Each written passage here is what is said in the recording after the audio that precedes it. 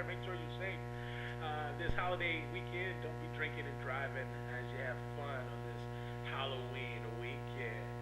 I'd like to give a shout out. Of course, I got to give a shout out to my mama. You know, she's still resting somewhere, watching me from the skies above. I hope she ain't haunting me. I think I felt her in the house the other day. Mama, is that you? You know, so I don't know. I think my mama, can you give me my house, please? It's kind of weird for me to be freaking in the house and my mama watching me. So, you know, can you please go? But I'd like to give a shout out to my mother and all my family and friends out there. And also, my usual shout outs to the Ohio State University. We had at least a comeback game last week, and we have a very tough one against the 15th rated Wisconsin Badgers tomorrow. UC Bearcats at the top of the Big East. UC. Of course, them being 6-1, having a great comeback year in the Big East. It's exciting for us. We thought that it was over when that last coach left us for Notre Dame. Well, we're coming back, so I'd like to give a shout out to UC Bearcats as well. Xavier women's soccer. Ashton Green, go Ashton. She's over there. She had a game winner earlier this season, so we'd like to give a shout out to the Xavier University women's soccer team. That's a first. Give a shout out to some soccer in America. We don't play soccer. Kids play soccer, but go, keep up. So we'd like to give a shout out to all those individuals out there. Also, we'd like to mention that we're looking at December as a Genesis fellowship reunion. So we're looking at having a Genesis fellowship reunion sometime in December, late December, possibly early January of 2012. So we'll be bringing back all of the men, all the alumni of the Genesis Men's Program, the executive directors from the past, the board members from the past. And so we make sure you keep a lookout. We're going to be doing some radio. We're going to be doing some newspaper advertisements, and we're going to be making sure that we give the information out there so that we're able to be successful. You may see a hand sneaking into the camera. That's Roger pushing the mic my way because he can't hear me. I'm gonna. This is live, so this is really happening right now. It's really happening. But we're always excited to be here live in your televisions. If you have any thoughts, any questions, we have two great guests today. I want to jump in. I don't want to talk too much about all my shout outs because we have so much information to cover. We have a mice man with us, Eddie. Eddie Meisonet, of course. He's with edthesportsfan.com. And we have someone who everybody knows in this greater Cincinnati community, particularly those of us who are University of Cincinnati fans. Also, spent 11 years in the N.B.A. He has championship rings from high school. He's got an AAU championship ring here as well. So he gave me them. I have a Final Four. I'm selling it. If anybody wants a Final Four ring, I got an Elite 8 ring. I think it's gold. So, with no further ado, Corie Blount, the man, the myth, the legend. I feel honored to have Mr. Blount with us. And like I said, Eddie the Mice Man, Meisonet, from Eddie the Sports Man. I like that nickname for you, by the way, man. The Mice Man. The Mice Man, Eddie the Mice Man. What's up with that? I've had a lot of terrible nicknames in my illustrious 28 years of living. That is a first. That's what I'm talking about, man. I guess I will give some dap to it. That's what I said. I've been Big Head Ed. I've been Eddie Raisinets. I've been Eddie Spaghetti and everything else. But Eddie Meisonet, that is the first one. I will embrace it as this is my first time on the channel. That's what's up. See, next time he gonna be like, man, you can't call me the Mice Man. My mama ain't like that. She said it wasn't right for you to call me the Mice Man, man. You know what I'm saying? Ain't right, man. But we gonna have some fun here today, and certainly let's jump in. We can't. I have to give the mic as quick as I can to the man, the myth, the legend, a person that spent so much money in the community and is doing a lot of good things in the community. Corie, catch us up on what you're doing now. What brings you here to the Genesis Men's Hour today? First of all, I want to know if I'm an alumnus now, and I'll be able to come to the event that's going on. When you say what's going on, That's in December. will I be able to come? Now I've been on the show. Been here 20 years, and he just now put me on the show. So now I want to be an alumnus. Am I alumnus now? Now, I don't know about now, man.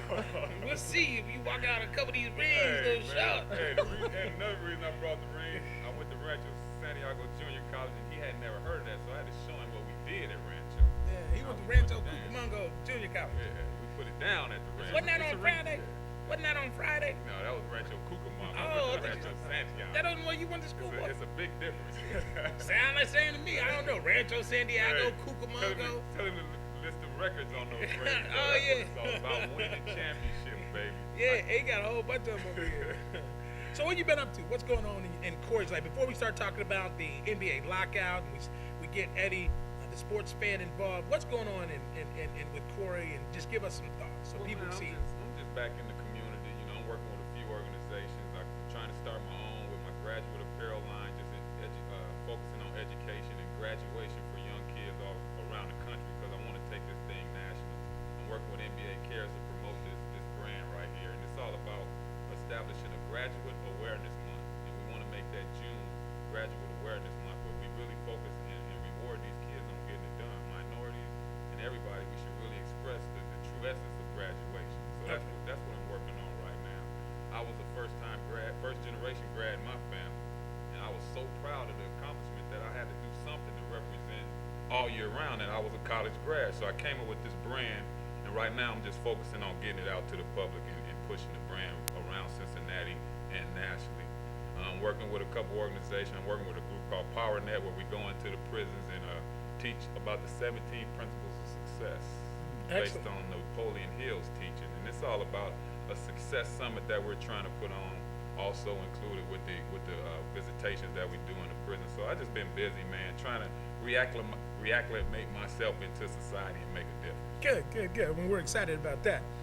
And certainly when we think about some of the high school graduation issues, particularly within minority communities, whether it be the African American community, Hispanic, Latino community, even your Appalachian communities, that disparately that there's a difference in terms of they're struggling to get out of high school. And so I think that particularly as you talk about first generation college graduates, and when I graduated from undergrad, I graduated from Central State University. For God, for Central State, HBCU. Okay. Yo, don't hold up now. Hold up now. I'm just asking. Hold up now. All I gotta say is, I don't see the difference. For God, for Central State, but I remember the first generation graduates, and I remember that in my family that wasn't anything new.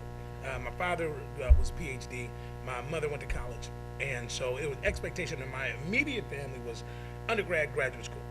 But when I went to Central State University, I remember how many first generations, and still today you see how many first generation kids there are. Like Michael Gilchrist, that's a first year student, a freshman at UK, and his documentary. And they talked about during his documentary how he's going to be the first to go to college, right. That they know in his family.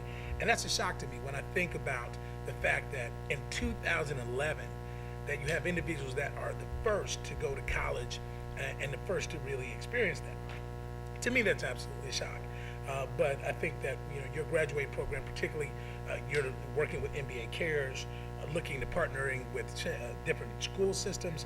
I mean, that's going to create an opportunity around the awareness. And I think that for me, particularly if you get that notoriety of having a month, that graduation month, National Graduation Month, I think that's going to be something that we can look forward to. Let's talk about the NBA lockout. Let's bring in Eddie, Ed, the sports fan. Eddie, the Mice Man. That's my new nickname for him. I'm saying the Mice ETSF all day. Yeah. So Eddie, the Mice Man from OKC. I'm saying, yo, ma, and Puerto Rican roots. You get your flag. Hold on, wait a second. Before we go any further, let's make sure we get all the information straight into the correct. Born and raised in Lawton, Oklahoma. Born a military kid. Did my 4 years. Langston University in Oklahoma. That's what's westernmost HBCU in the United States. Is that anywhere near Rancho San Diego? You got to go a little bit further west. Okay, you might know okay. that the great Cincinnati's own Chad Johnson spent a little time at Langston University. Yes. He actually got into the scrap. If you can't believe Chad actually getting the scrap, he got into a scrap at Langston University, and he had to go transfer to you might correct me, Santa Cruz Junior College. Mm-hmm. Went to school with Steve Smith, Carolina Panthers Steve Smith. Chad Johnson and Steve Smith will both tell you they weren't even the best receiver on the team. Mm-hmm.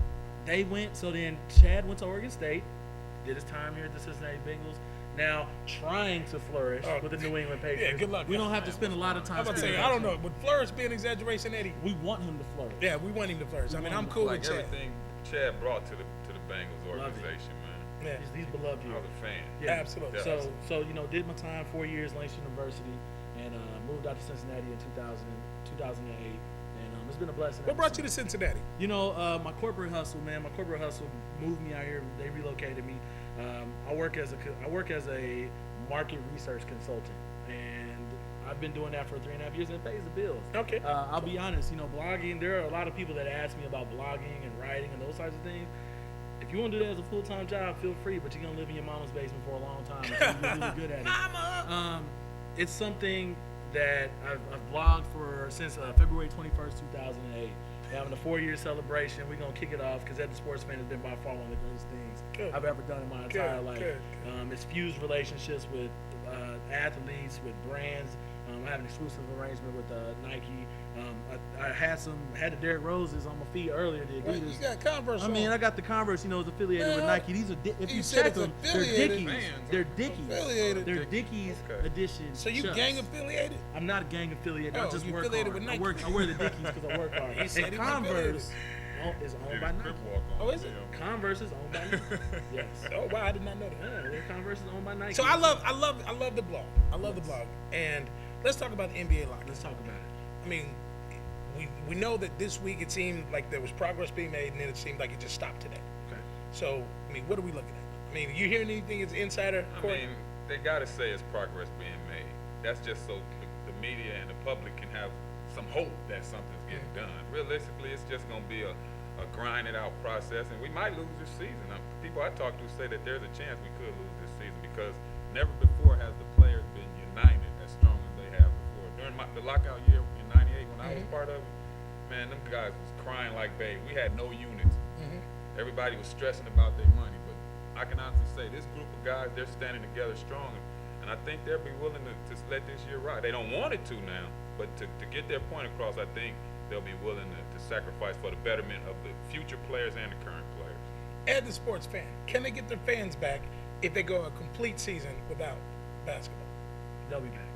The fans will be back. The hardcore fans, the people that love basketball, will come back regardless. The problem is the people that love basketball don't sit in the front row. They don't sit in the front rows at all. Those season ticket holders, the people that sit in the first 15 rows, look glamorous, put their good suit on, put their good dress on. Those are going to be people that are going to take time to get back. And you're going to have some people that come just because they want to show off in front of their client, and do business. But it's going to take be a gradual process. But if those seats are empty, you best believe somebody else will buy them. Yes. Because that is one of the greatest shows on earth. StubHub.com. Yes. StubHub.com. Yes. And I'm getting mine cheap. and they will be cheap. I'm getting mine off Craigslist. Now these aren't being paid advertisements for Craigslist or StubHub. That's just where I go shopping for me some tickets. StubHub, Craigslist, and Mom and them too. Right. Here's the thing that I think a lot of people have confusion about with the lockout is, as much as it seems like it's owners versus players, you really have a bigger struggle between small-time owners and markets. big money owners. Yeah, that's what it is. You notice when Billy Hunter came out and said that the people that were most willing to make a deal happen were the Mark Cubans, Absolutely. the Jerry Busses, the Mickey Ayers, and marquee clubs. The marquee clubs, big money markets, because they're not hurting for money. See, owning an NBA franchise is like owning a Mona Lisa painting. You own it for the vanity's sake. You own it because it looks good and you feel good in owning it. Not because of money. You don't own it because you want to run it as a business. Yeah. Now you go up. Now I'm not from I-75 to Cleveland. Is that 75? 71. I apologize. Your boy Gilbert, he runs it like a business.